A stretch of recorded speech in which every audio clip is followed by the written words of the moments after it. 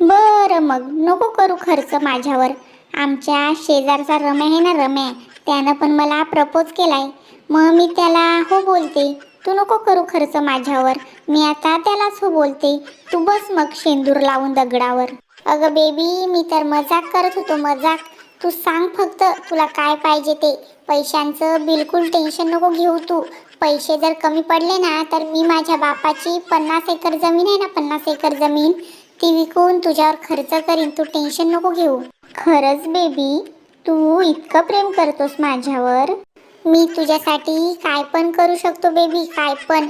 लोक कशी त्यांच्या गर्लफ्रेंडसाठी चांद तारे तोडून आणतात, मी तर तुझ्यासाठी डायरेक्ट सूर्य तोडून आणेन, सूर्य.